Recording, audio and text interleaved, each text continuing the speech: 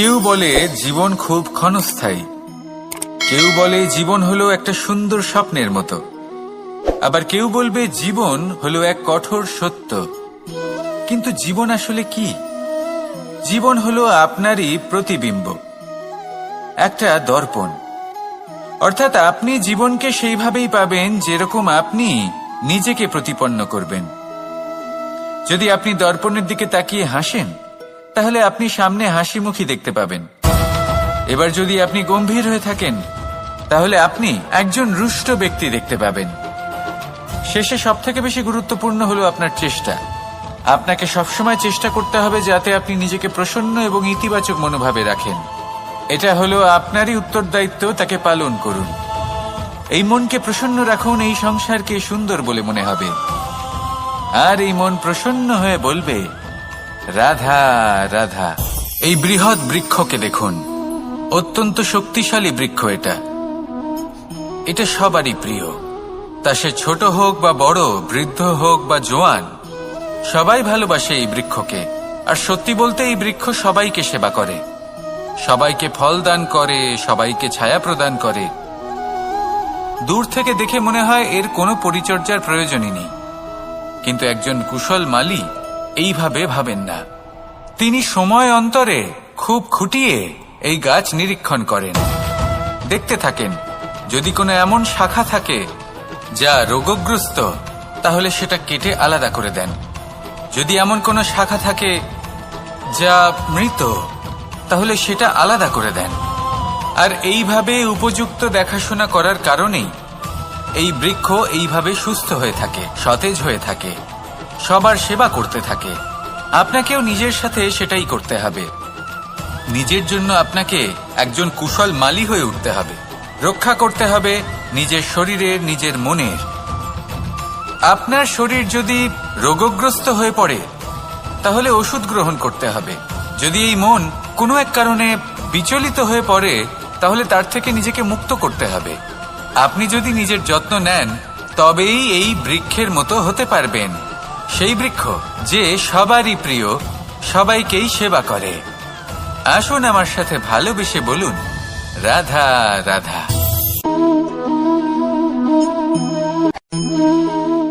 মানুষ বড়ই বিচিত্র প্রাণী। এই মানুষ যখন তার হাত খালি থাকে, তখন তার চোখ স্বপ্নে ভরা থাকে। যখন হারাবার কিছুই থাকে না, তখন অর্জন করার চেষ্টা করে যায় সে নির্ভয় হয়ে এগিয়ে চলে প্রত্যেক সংকট, প্রত্যেক বিপদের সম্মুখীন হয়ে। কিন্তু যখন হাত ভরে যায়, তখন স্বপ্ন দেখাই বন্ধ করে দেয় সে।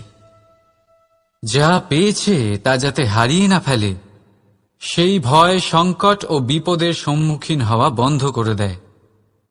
সেই পথটাই ভুলে যায় যাতে চলে সে সাফল্য অর্জন করেছে। এটা অনুচিত। জীবনে যে কোনো পরিস্থিতি আসুক, যে কোনো অবস্থায় থাকুন, আহ্বানগুলোকে স্বীকার করুন। কারণ যদি আপনি এই সংসারের সব থেকে গুরুত্বপূর্ণ তত্ত্ব কোনটা? প্রথম হলো সময়। জন্ম থেকে মৃত্যু পর্যন্ত এই যে সময়, এটাই তো হলো জীবন। দ্বিতীয় হলো জীবন, যাতে আমরা সময়ের সদ্ব্যবহার করি, শ্রেষ্ঠ থেকে শ্রেষ্ঠতর কাজ করার চেষ্টা করি। বহু বছরের এই পরম্পরা, এই সংস্কৃতিকে এগিয়ে নিয়ে যাওয়ার চেষ্টা করি। এই সংসারে আমরা অংশগ্রহণ করতে চেষ্টা করি। তৃতীয় হলো ধন, সেই ধন যা প্রত্যেক ব্যক্তি অর্জন করতে চেষ্টা করেন।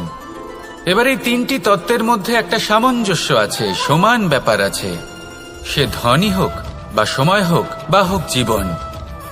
আর সেই সমান ব্যাপার হলো যে যদি আপনি এটা গণনা করতে থাকেন, তাহলে তা কমতে থাকে। যদি আপনি এটা ব্যবহার করেন, তাহলে তা বাড়তে থাকে। একে সংগঠিত করে রাখতে চেষ্টা করলে এ হাত থেকে ফসকে যায়। কিন্তু যদি আপনি একে সামলে রাখতে শিখে যান, তাহলে এমন কাজ করবেন যাতে সংসারের সাথে সাথে পরবর্তী প্রজন্ম লাভবান হবে। যদি কিছু শিখতে চান, তাহলে সামলাতে শিখুন, গণনা করা বা সংগঠিত করা নয়। আসুন আর আমার সাথে ভালোবেসে বলুন, রাধা রাধা।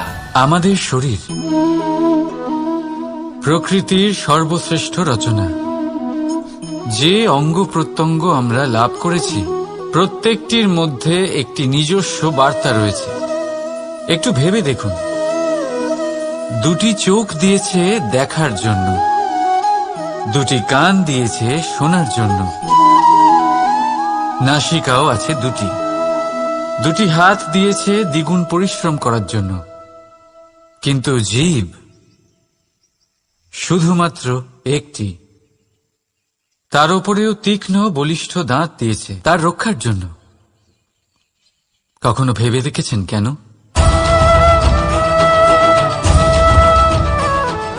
কারণ শব্দ আর শব্দের প্রয়োগ মানুষের সবচেয়ে বড় অস্ত্র, যার প্রয়োগ যত ভেবেচিন্তে করা যায় মানুষ তার জীবনে ততটাই উপরে উঠতে পারে। তাহলে মনে রাখুন, দেখুন, শুনুন আর বুঝুন বেশি, বলুন কম। রাধা রাধা। আমরা সকলে শক্তি অনুভব করতে চাই। এবার যদি আপনাকে জিজ্ঞেস করা হয় যে সবথেকে বেশি শক্তির অনুভব কোথা থেকে করা সম্ভব, তখন কেউ কেউ বলবেন পুষ্টিকর আহার গ্রহণ করলে, ব্যায়াম করলে, কেউ বলবেন ধন লাভ করলে, বন্ধুদের থেকে, পরিবারের থেকে, আদি ইত্যাদি। এইভাবে আপনি শক্তির অনুভব অবশ্যই করতে পারেন, কিন্তু সবথেকে বেশি শক্তির অনুভব যদি আপনি করতে চান তাহলে তা পাবেন শুধু একতার দ্বারা, সংগঠনের দ্বারা। যদি আপনাকে উদাহরণ দিই, নিজের এই হাতটাকে দেখুন, 5টা আঙুল রয়েছে। কোনো একটা বস্তুকে নিজের একটা আঙুল দ্বারা তুলে ধরার চেষ্টা করে দেখুন, বড়ই কষ্ট হবে। তখন আপনি বুঝতে পারবেন যখন এই 5টি আঙুল একত্রিত হয় তখন কোনো কাজ কতটা সহজ হতে পারে। এটাই হলো শক্তি, একতার। সবথেকে ভালো উদাহরণ যদি আপনাকে দিই তাহলে বাঁশি। এই বাঁশি থেকে অত্যন্ত মধুর সুর নির্গত হয় যা সবার মন প্রসন্ন করে দেয়। এই কথা সত্যি, কিন্তু এই বাঁশি আমি একটা বা দুটো আঙুল দিয়ে বাজাতে পারবো না। আমাকে প্রত্যেকটা আঙুল ব্যবহার করতেই হবে, তবেই এর থেকে মধুর সুর নির্গত হবে যা সকলকে প্রসন্ন করবে, ঠিক কিনা? ঠিক এইভাবেই যদি আপনি চান যে আপনার জীবনরূপী বাঁশি থেকেও মধুর সুর নির্গত হোক বা সবার মনকে প্রসন্ন করে তুলুক, তাহলে আপনাকেও জীবনে একতা নিয়ে আসতেই হবে। আপনি একাও কর্ম করতে পারেন, পথ চলতেও পারেন, সামনেও এগোতে পারেন, সাফল্যও লাভ করতে পারেন। কিন্তু যখন সকলে একসাথে এগোবেন, সেই পথে চলবেন, সেই কর্মই করবেন, তখন লক্ষ্যে অবশ্যই পৌঁছবেন, সাফল্য অবশ্যই লাভ করবেন। কিন্তু সেই সাফল্য এবং তার আনন্দর সংমিশ্রণটাই একটু অন্যরকম হবে। তাই জীবনে ঐক্যবদ্ধ হন, একসাথে মিলে এগোতে থাকুন, আর আমার সাথে ভালোবেসে বলুন রাধা রাধা। এই হলো বট গাছের একটা বীজ।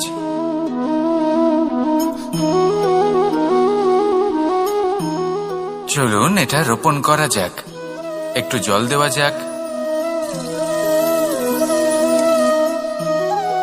এবার এখানে একটা বিশাল বটবৃক্ষ উৎপন্ন হবে। কিন্তু কিভাবে? এতে কে সাহায্য করবে? এটা সম্ভব কে করে দেখাবে? প্রকৃতি। আগে হ্যাঁ, এই সংসারে যা কিছু উৎপন্ন হয়, যা কিছু নষ্ট হয়, তার জন্য প্রকৃতি দায়ী হন। এই প্রকৃতির কারণেই তো রৌদ্র আসে, প্রকৃতির কারণেই বৃষ্টি হয়, জল পাওয়া যায়। তার কারণেই এই বটের বীজ তা এক বিশাল বটবৃক্ষে পরিণত হবে। কিন্তু একজন মানুষকে দেখুন, মানুষ বলবে এই বৃক্ষে আমার অধিকার রয়েছে। কেন? কারণ আমি এই বীজ বপন করেছি।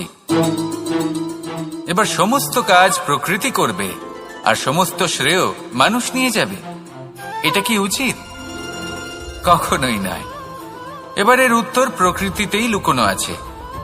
কখনো কোনো পাখিও এই বীজ রোপণ করে, সেখানে বৃক্ষ উৎপন্ন হয়, তাতে ফল আসে, সেই পাখি সেই ফল খায়, কিন্তু সেখানকার বাকি পাখি এবং প্রাণীদের সেই ফল খেতে বারণ করে না। সেই বৃক্ষের ওপর নিজের অধিকার প্রমাণ করতে চেষ্টা করে না, সবার মধ্যে ভাগ করে দেয়। আর এটাই আমাদেরও করা উচিত। যা প্রকৃতি থেকে আসছে তা আবার প্রকৃতিতেই ফিরে যেতে দিন। এটা অত্যন্ত প্রয়োজনীয়। পাখিদের মতো হতে চেষ্টা করুন, তবেই আপনার এই মন আকাশে উড়তে থাকবে আর সুপ্রসন্ন হয়ে বলবে, রাধা রাধা। দুরকমের প্রাকৃতিক বেগ থাকে। প্রথম হলো বর্ষা। যখন এর বর্ষণ হয় তখন মাটিকে শীতল করে নতুন ফসল ফলায়। আর দ্বিতীয় হয় পবন, যা আমাদের সর্বদা শ্বাসবায়ু প্রদান করে। অশান্ত এই মনকে শান্তি প্রদান করে, এই ক্লান্ত শরীরে স্ফূর্তি প্রদান করে। আমাদের জীবনে যত আবেগ আছে তা হয় বর্ষার মতো হওয়া উচিত, নয় হওয়া উচিত পবনের মতো। ক্রোধ, মতভেদ, বিবাদ এগুলো হওয়া উচিত বর্ষার মতো।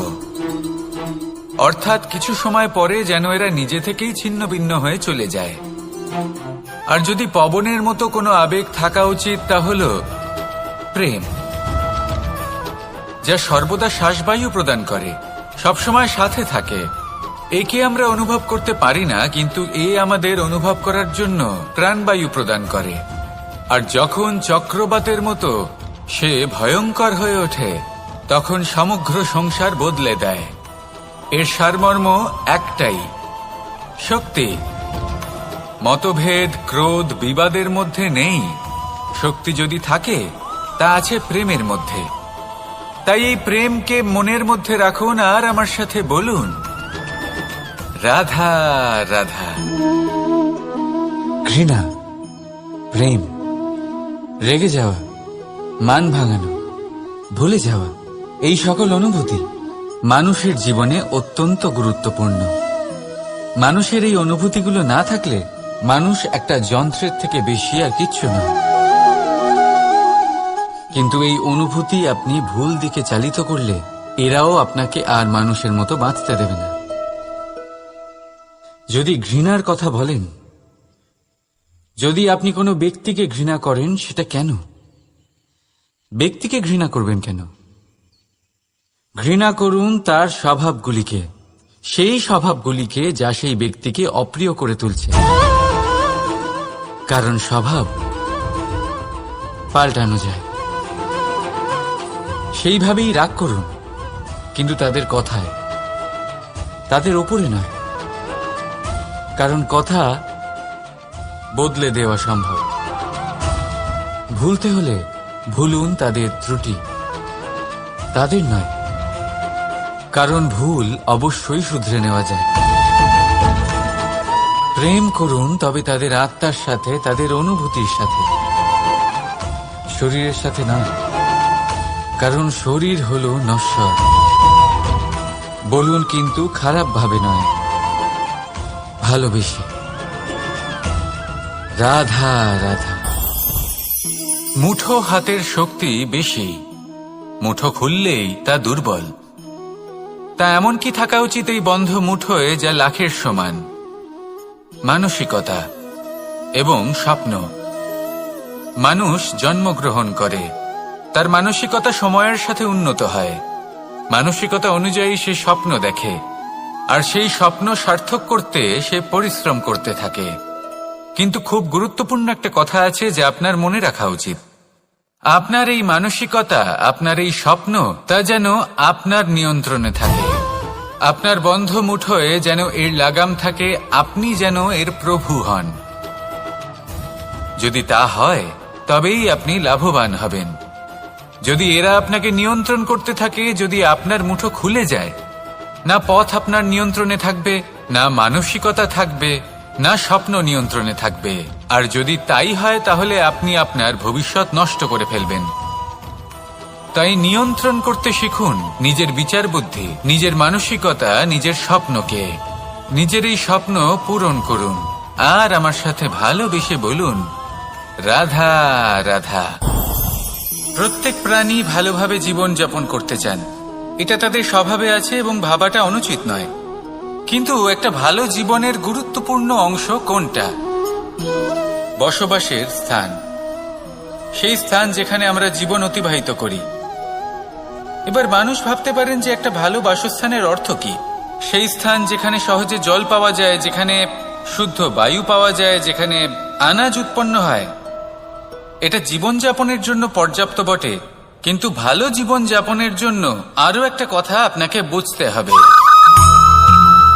সাধু, জ্ঞানী, পণ্ডিত ব্যক্তি, এই সকল মহাপুরুষ, এনাদের যে বাসস্থান তা অত্যন্ত বিশেষ হয়।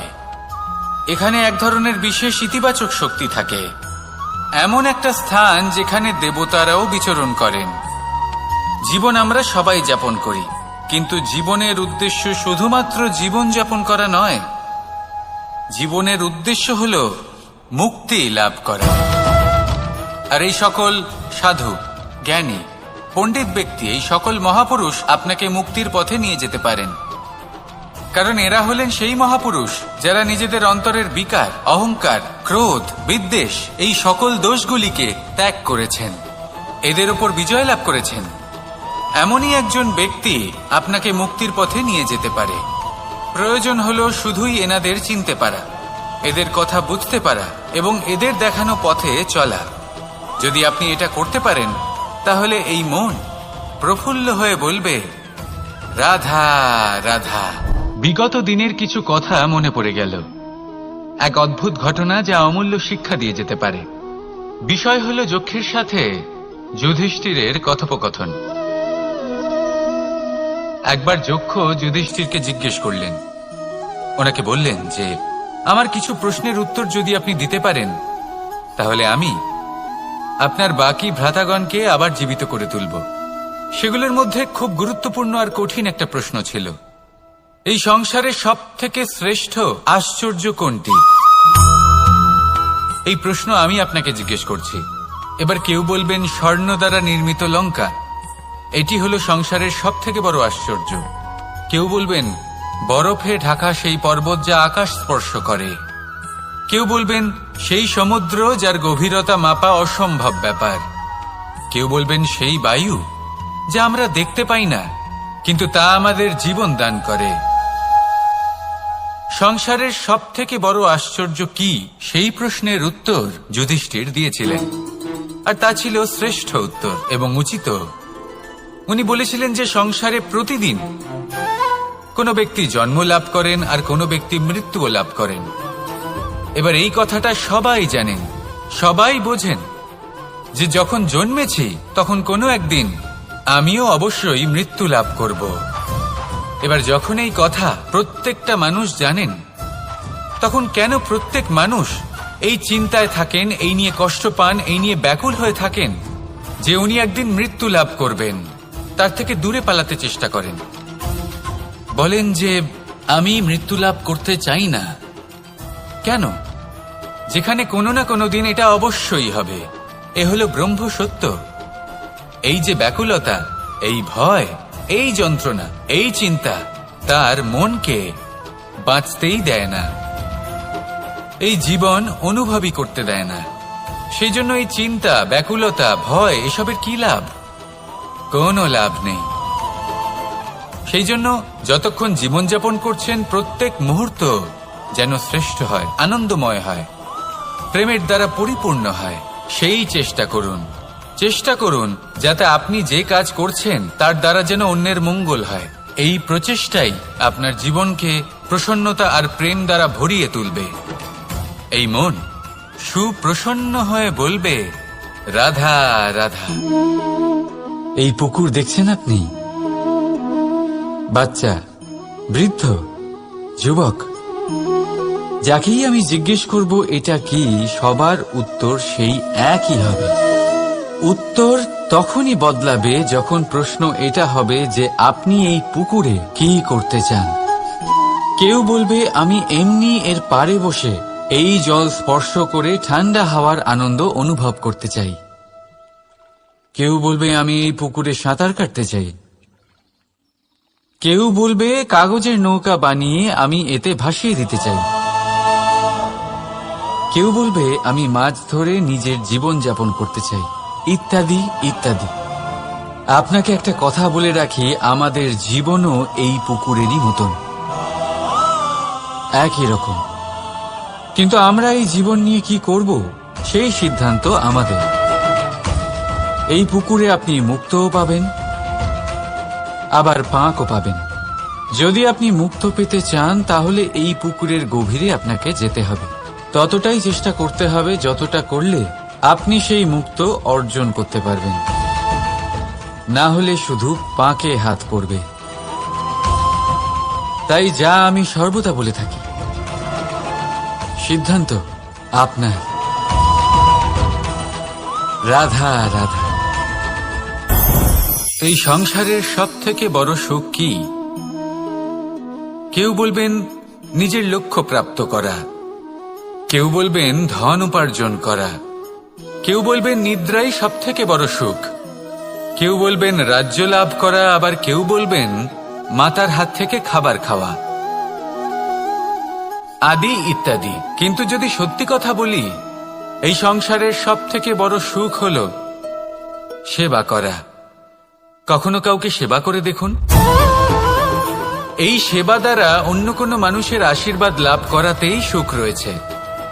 আপনার সেবা ভাব দ্বারা যখন কোনো মানুষ নিজের অন্তরাত্মা থেকে আপনাকে আশীর্বাদ করে, তার থেকে বড় সুখ আর কিছুই নেই। কারণ প্রত্যেক মানুষের মধ্যে ঈশ্বর বাস করেন। নরের সেবাই হল নারায়ণের সেবা। নিষ্কাম সেবা করাই হল সব থেকে বড় সুখ। তাই নিজের অন্তরে সেবার এই ভাব জাগ্রত করুন।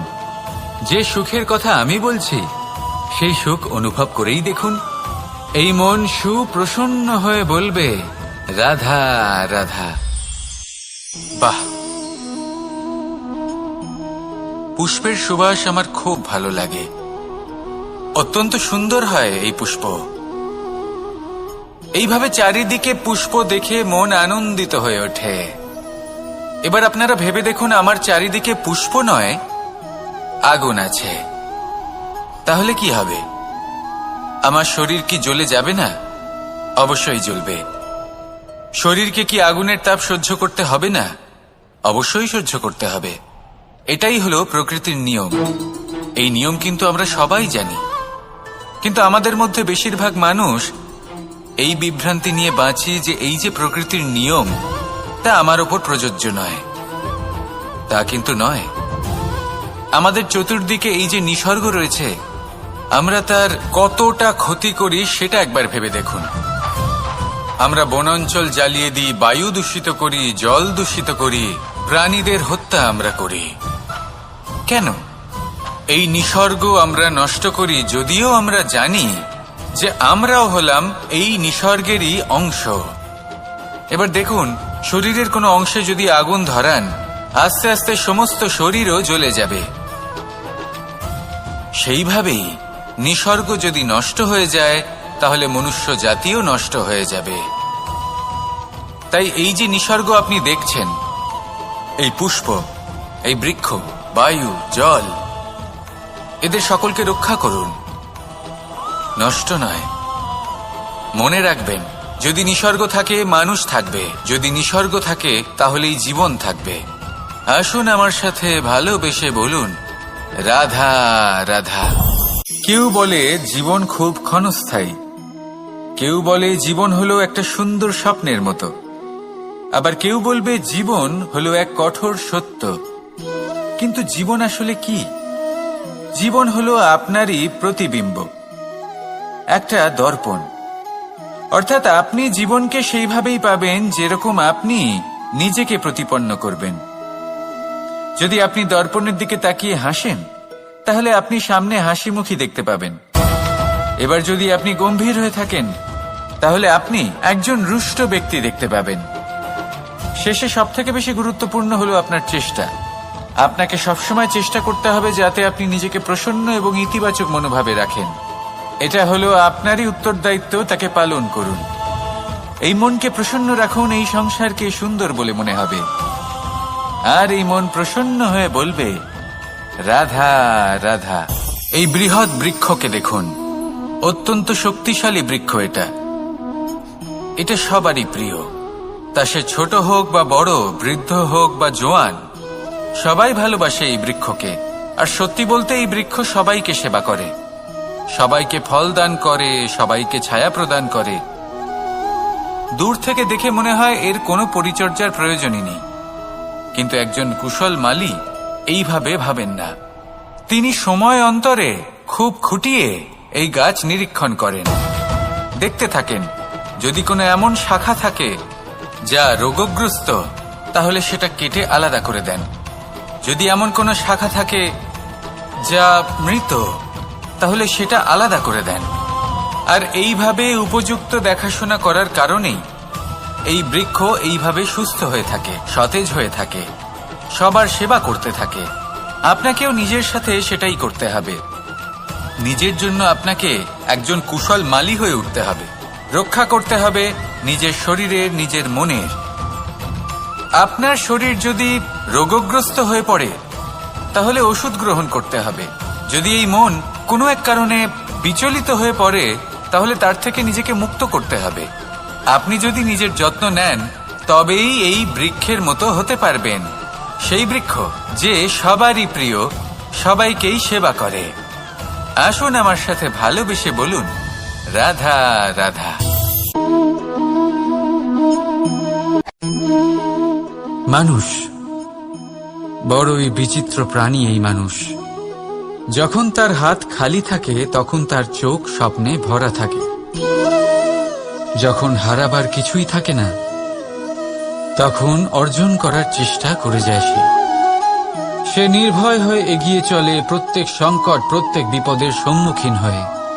কিন্তু যখন হাত ভরে যায়, তখন স্বপ্ন দেখাই বন্ধ করে দেয় সে। যা পেয়েছে তা যাতে হারিয়ে না ফেলে, সেই ভয়, সংকট ও বিপদের সম্মুখীন হওয়া বন্ধ করে দেয়। সেই পথটাই ভুলে যায় যাতে চলে সে সাফল্য অর্জন করেছে। এটা অনুচিত। জীবনে যে কোনো পরিস্থিতি আসুক, যে কোনো অবস্থায় থাকুন, আহ্বানগুলোকে স্বীকার করুন। কারণ যদি এই সংসারের সব থেকে গুরুত্বপূর্ণ তত্ত্ব কোনটা? প্রথম হলো সময়।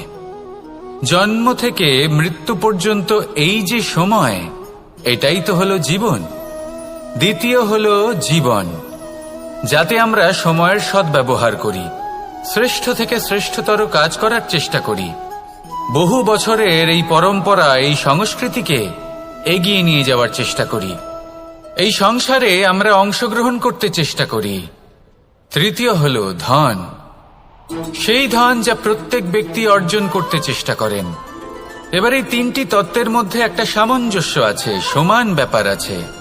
সে ধনই হোক বা সময় হোক বা হোক জীবন। আর সেই সমান ব্যাপার হলো যে যদি আপনি এটা গণনা করতে থাকেন, তাহলে তা কমতে থাকে। যদি আপনি এটা ব্যবহার করেন, তাহলে তা বাড়তে থাকে। একে সংগঠিত করে রাখতে চেষ্টা করলে এ হাত থেকে ফসকে যায়।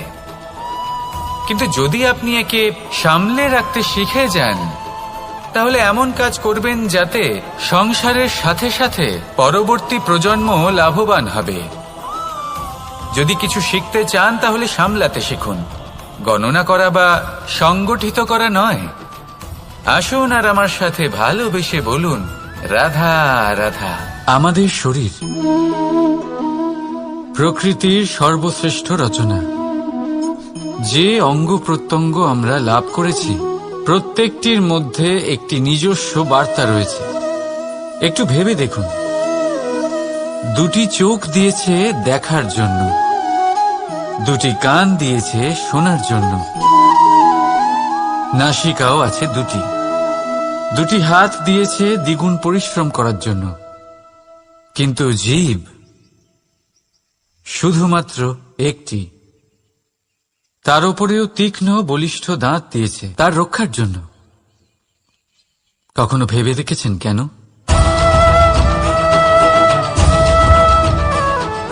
কারণ শব্দ আর শব্দের প্রয়োগ মানুষের সবচেয়ে বড় অস্ত্র, যার প্রয়োগ যত ভেবেচিন্তে করা যায়, মানুষ তার জীবনে ততটাই উপরে উঠতে পারে। তাহলে মনে রাখুন, দেখুন, শুনুন আর বুঝুন বেশি, বলুন কম। রাধা রাধা। আমরা সকলে শক্তি অনুভব করতে চাই। এবার যদি আপনাকে জিজ্ঞেস করা হয় যে সবথেকে বেশি শক্তির অনুভব কোথা থেকে করা সম্ভব, তখন কেউ কেউ বলবেন পুষ্টিকর আহার গ্রহণ করলে, ব্যায়াম করলে, কেউ বলবেন ধন লাভ করলে, বন্ধুদের থেকে, পরিবারের থেকে, আদি ইত্যাদি। এইভাবে আপনি শক্তির অনুভব অবশ্যই করতে পারেন, কিন্তু সবথেকে বেশি শক্তির অনুভব যদি আপনি করতে চান তাহলে তা পাবেন শুধু একতার দ্বারা, সংগঠনের দ্বারা। যদি আপনাকে উদাহরণ দিই, নিজের এই হাতটাকে দেখুন, 5টা আঙুল রয়েছে। কোনো একটা বস্তুকে নিজের একটা আঙুল দ্বারা তুলে ধরার চেষ্টা করে দেখুন, বড়ই কষ্ট হবে। তখন আপনি বুঝতে পারবেন যখন এই 5টি আঙুল একত্রিত হয় তখন কোনো কাজ কতটা সহজ হতে পারে। এটাই হলো শক্তি, একতার। সবথেকে ভালো উদাহরণ যদি আপনাকে দিই তাহলে বাঁশি। এই বাঁশি থেকে অত্যন্ত মধুর সুর নির্গত হয় যা সবার মন প্রসন্ন করে দেয়। এই কথা সত্যি, কিন্তু এই বাঁশি আমি একটা বা দুটো আঙুল দিয়ে বাজাতে পারবো না। আমাকে প্রত্যেকটা আঙুল ব্যবহার করতেই হবে, তবেই এর থেকে মধুর সুর নির্গত হবে যা সকলকে প্রসন্ন করবে, ঠিক কিনা? ঠিক এইভাবেই যদি আপনি চান যে আপনার জীবনরূপী বাঁশি থেকেও মধুর সুর নির্গত হোক বা সবার মনকে প্রসন্ন করে তুলুক, তাহলে আপনাকেও জীবনে একতা নিয়ে আসতেই হবে। আপনি একাও কর্ম করতে পারেন, পথ চলতেও পারেন, সামনেও এগোতে পারেন, সাফল্যও লাভ করতে পারেন। কিন্তু যখন সকলে একসাথে এগোবেন, সেই পথে চলবেন, সেই কর্মই করবেন, তখন লক্ষ্যে অবশ্যই পৌঁছবেন, সাফল্য অবশ্যই লাভ করবেন। কিন্তু সেই সাফল্য এবং তার আনন্দর সংমিশ্রণটাই একটু অন্যরকম হবে। তাই জীবনে ঐক্যবদ্ধ হন, একসাথে মিলে এগোতে থাকুন, আর আমার সাথে ভালোবেসে বলুন রাধা রাধা। এই হলো বট গাছের একটা বীজ।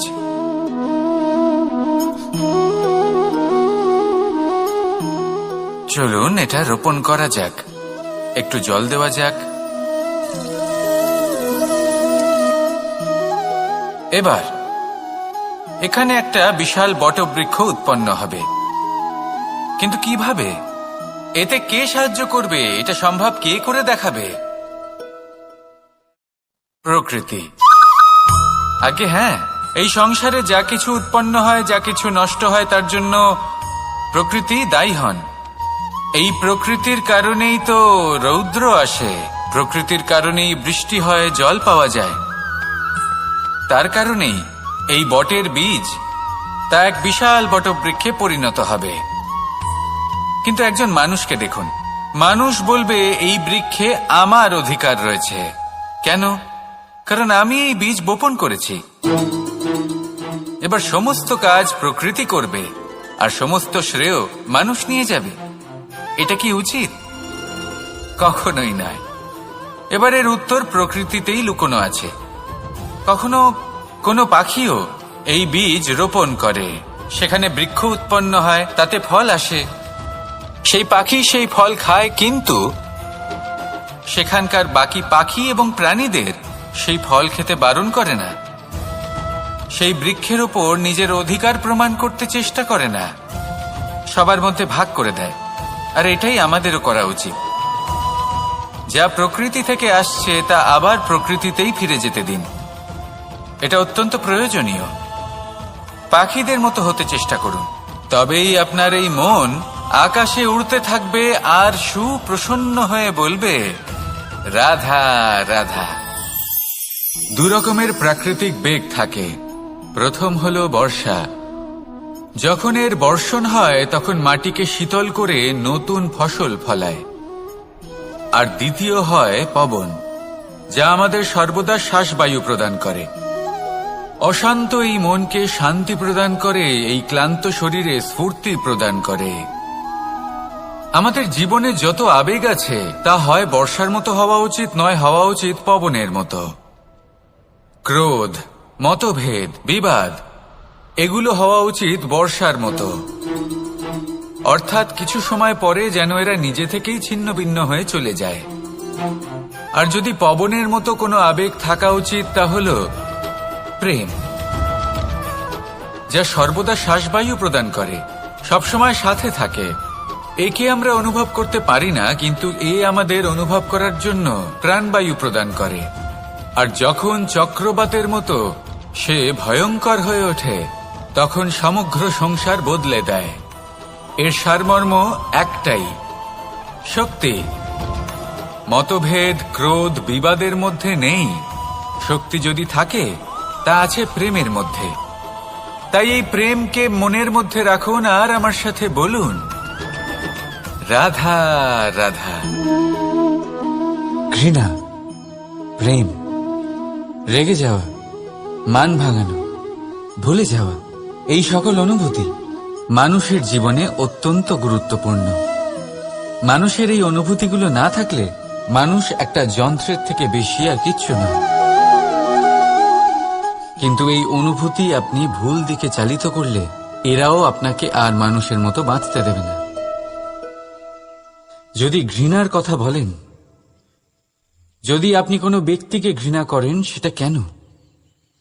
ব্যক্তিকে ঘৃণা করবেন কেন? ঘৃণা করুন তার স্বভাবগুলিকে, সেই স্বভাবগুলিকে যা সেই ব্যক্তিকে অপ্রিয় করে তুলছে।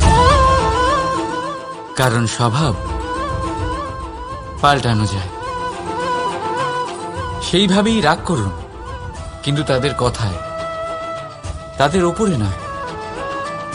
কারণ কথা বদলে দেওয়া সম্ভব। ভুলতে হলে ভুলুন তাদের ত্রুটি, তাদের নয়। কারণ ভুল অবশ্যই শুধরে নেওয়া যায়। প্রেম করুন তবে তাদের আত্মার সাথে, তাদের অনুভূতির সাথে, শরীরের সাথে নয়। কারণ শরীর হল নশ্বর। বলুন, কিন্তু খারাপ ভাবে নয়, ভালোবেসে।